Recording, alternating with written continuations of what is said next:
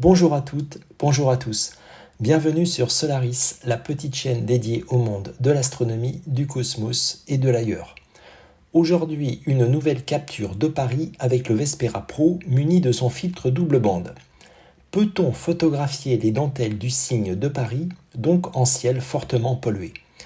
Vous allez voir que c'est possible, mais il faut impérativement le filtre double bande et un temps de pause assez long.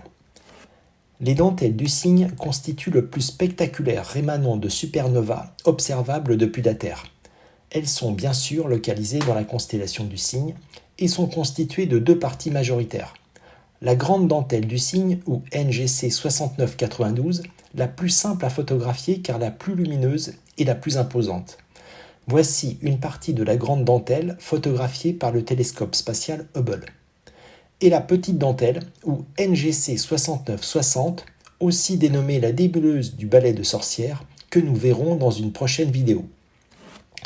Les dentelles du cygne proviennent de l'explosion d'une étoile en supernova qui s'est produite il y a quelques dizaines de milliers d'années. Les gaz expulsés, qui se diluent progressivement dans l'espace, ont généré deux principales zones gazeuses, l'une au nord, la grande dentelle, et l'autre au sud, la petite dentelle. Avec la grande dentelle, on cherche toujours à visualiser deux caractéristiques fondamentales, son aspect torsadé et sa couleur vert émeraude avec les filtres conventionnels.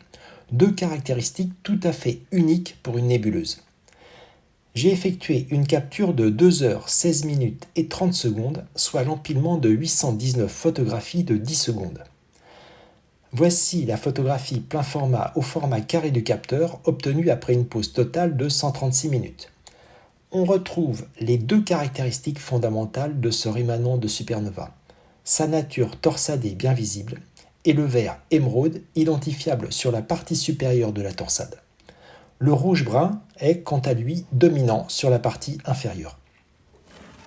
Je rappelle, probablement pour la dernière fois, le réglage Balance à sélectionner avec le Vespera Pro pour obtenir ce type de résultat en milieu urbain et sans post-traitement.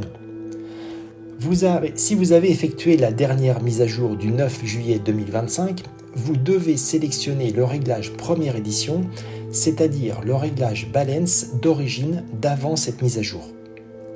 Si vous n'avez pas effectué la dernière mise à jour du 9 juillet 2025, vous avez juste à sélectionner Balance et vous êtes dans le bon réglage.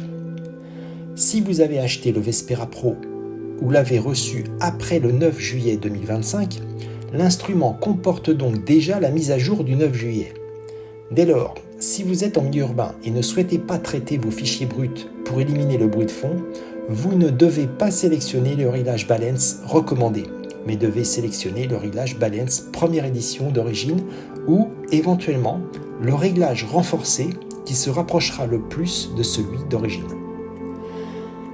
Voilà pour NGC 6992, cette vidéo est maintenant terminée, merci de l'avoir visionnée, n'oubliez pas de me laisser des pouces vers le haut et des commentaires si vous le souhaitez, et bien sûr, abonnez-vous à ma chaîne pour être informé des prochaines vidéos. A bientôt sur Solaris.